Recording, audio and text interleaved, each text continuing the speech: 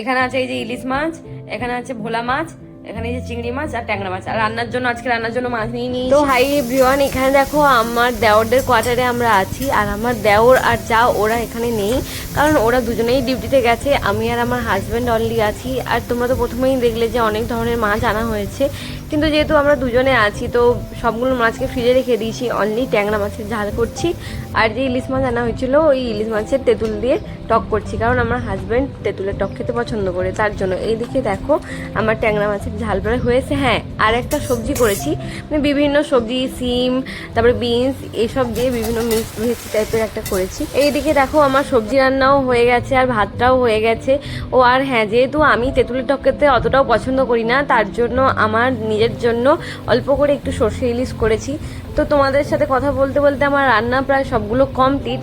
তো তোমাদের কেমন লাগলো ভিডিওটা জানিও। সবাই সুস্থ থেকো, ভালো থেকো। দেখা হচ্ছে তোমাদের সাথে নেক্সট কোনো ভিডিওতে। ততক্ষণ সবাইকে টাটা।